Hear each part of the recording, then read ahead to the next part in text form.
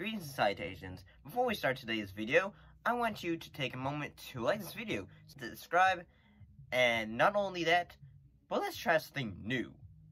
If we can get 1,000 views for this video, or 1,000 new subscribers, by July 1st, 2022, I'll reward you, the fans, with something awesome. So, take this video, share it on your social media, share it to your friends, your family, whoever, and let's make this goal possible. And also, don't forget to watch, like, and share our other awesome videos. Now on with the show. Space, the final frontier. These are the voyages of a new Trekkie. My 5-year mission to search out Star Trek media, to seek out our fans and merchandise, to boldly go where no fan has gone before.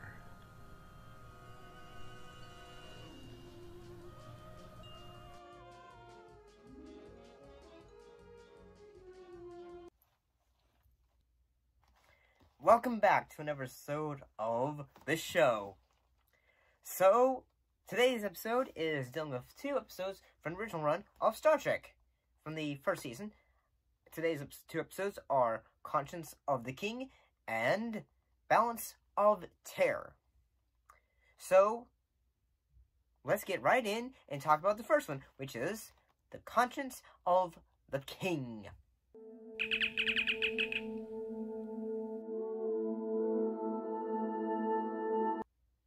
So the episode was written by Barry Travers and directed by Garrett Oswald. A little bit of details for you. The episode takes its name from, like, if you aren't a bit of theater individuals, it takes its title is from a line from Hamlet. The play's the thing wherein I'll catch the conscience of the king.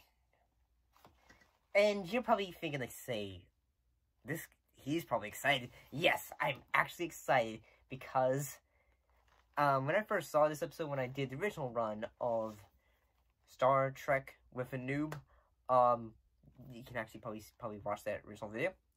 I only did the first season.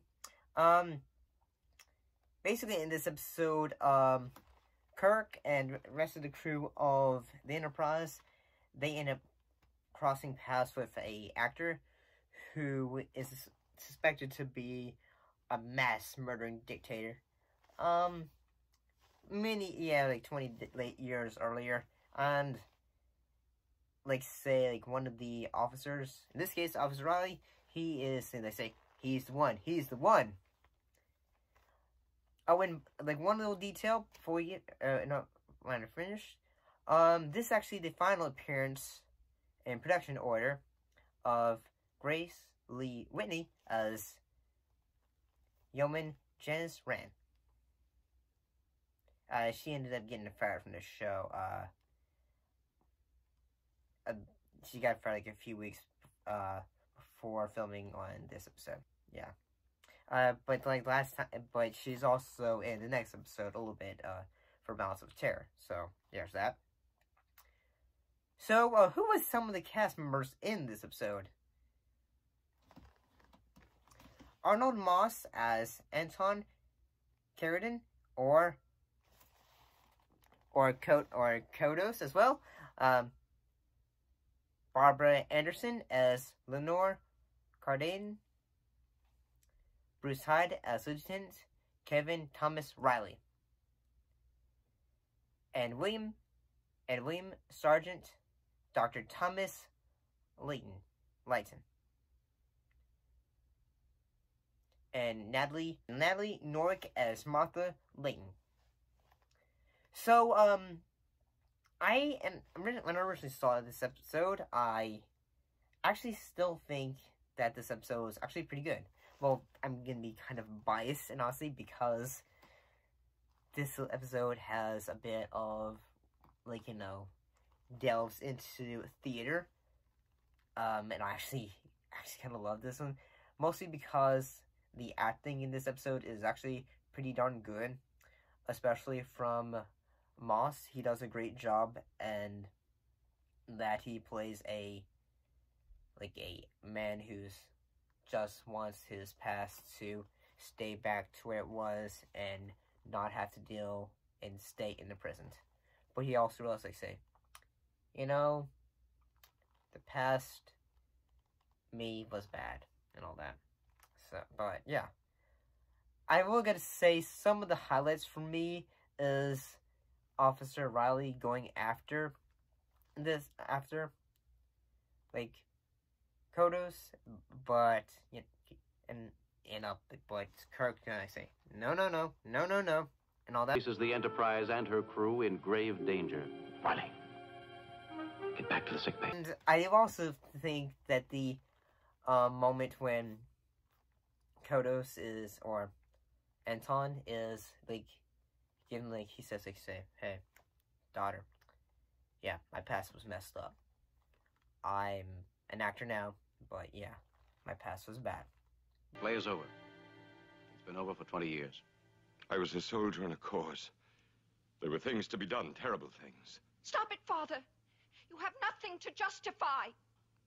Murder, flight, suicide, madness. I never wanted the blood on my hands ever to stain you. You gotta understand that stuff. And I also kind of think his, like, death is a bit tragic in a way, in a little bit. And the fact that he is, like, saying, like, yeah, I did some things that were not great and bad. And the daughter's gonna say, no. I did it for you. I've saved you. By killing 7 innocent men. They weren't innocent. They were dangerous. I would have killed a world to save him. Curtain going up. 1 minute. And all that, like, you gotta do the play. The play, Captain. He must go on.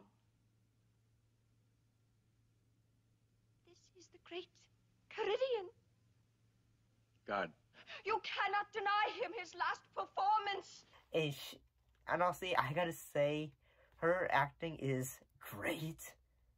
And the fact that, you know, the way she is presenting herself with her eyes, the facial and all that stuff, it's great.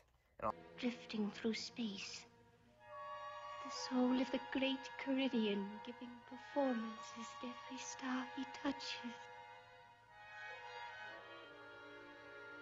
I'll see. The cinematographer, Jerry Finnerman, he actually did a great job, and honestly, in the way he presents shots, in a way. Honestly, he actually did a great job working with the director, and it seems like they were able to figure out what they wanted to together to help tell this story. And honestly, I actually would recommend Conscience of the King. I actually think it's a really great episode. Yeah, I gotta say, it's actually very entertaining. I do think it's kind of weird how, like, say, they're, like, using a computer system, and then suddenly they're able to realize, like, say, oh, this system is able to take this image of what he looked like, say, all those years ago, and say, like, oh, so this is what he looks like now? Yeah, I mean, no, that's a bit of a nitpick, but yeah, that kind of doesn't really make sense in a way too. But I mean, I'm gonna still enjoy this episode. The acting, especially near the end of it when the daughter is going crazed and said, like, he must perform. It's a little bit goofy, but that's just, I enjoy it though. I wish there was more episodes like this and that have a theme of, like, say, like, theater or something like that, because actually I would love it if there was an episode of Trek that was a musical base. I would love it. I know most Trekkers would probably, or Trekkies, would not like that, but come on, that'd be awesome.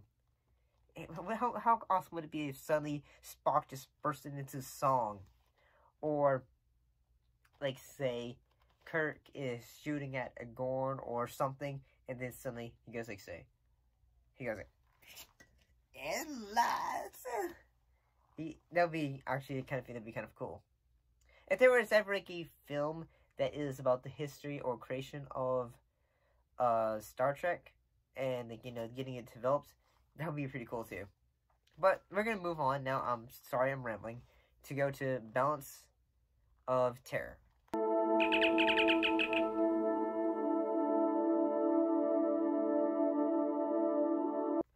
This episode was directed by Vincent McEverty and written by Paul Schneider. And also the cinematographer of Jerry Finnerman. He returns as well. Like I said previously, this is the final appearance of Janice Grace Lee Whitney as Yeoman Janice Rand before her return in Star Trek The Motion Picture. And, like say, this is the first for a lot of things when it comes to Star Trek. Like, say, the fact that the cloaking device and the Romulans first appearing in this episode. Can you see it? Becoming visible in the center of my screen. Do you have phaser capacity? We're still out of range. Negative. Phaser's gone. Weapons cruise in. Make challenge. Warn that ship off. Guest appearances in this episode include Mark Leonard as the Romulan commander, Paul Kami as Lieutenant Styles, Lawrence Montagani as Daclius, and John Warburton as the Centurion. John Warburton. Is he related to Patrick Warburton? I'm sorry. So in this episode, the Enterprise battles the Romulan ship after investigating a unidentified assailant who methodically destroys a Federation's outpost at the neutral zone.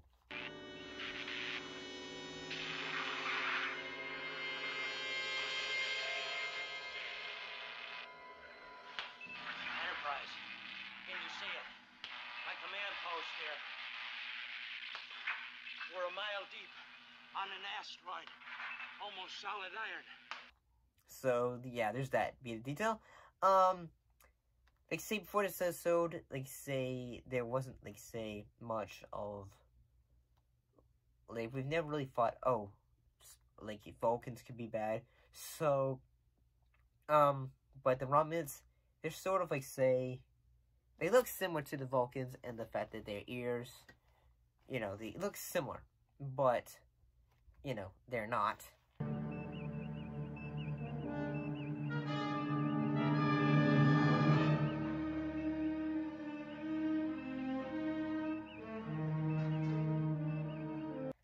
Different race and all that. They're sort of, they're connected almost in a way. And honestly, I actually kind of think this episode is pretty good in the fact that, it gets a bit of details. It's more action pace in the fact that there are space battles involved in it, so there's that. I actually like, say, the fact that in the episode, like, say, Kirk ends up defending Mr. Spock, and the fact they say, hey, dude, we get it, but you will not be, like, racist, I guess, to my friend Mr. Spock. You will not, like, as long as you're on my ship. Suggesting that Mr. Spock could probably translate it for you, sir. I assume you're complimenting Mr. Spock on his ability to decode. I'm not sure, sir. Well, here's one thing you can be sure of, mister. Leave any bigotry in your quarters. There's no room for it on the bridge. And all that. And, yeah, I kind of think that the acting for this episode is actually pretty good. Like, since this is the first episode of the Romulans, we get some, it's pretty cool that we get some, like, say, oh, hey, here's all, like, introductions and all that. This is, like, say, what their culture's like. This is what their ships are like and all that. So, we get all that. So, that's actually pretty cool and awesome. It's like one of those ever great new, introduction episodes, like, say, when you're introducing a new alien. I don't think the Klingons have been introduced yet. I don't think so. I could be wrong. I'll be honest, like, when you're watching this show, when you're doing these, like, sometimes, your mind will think, like, say, yeah, that did happen in, Star Trek, Next Generation. Or, oh, shoot. This species was, introduced on that show, or that show. I mean, because we're going in and out of order, so I'm bound to, like, think, oh, shoot. I've forgotten, like, where that character came from and all that. So, yeah. I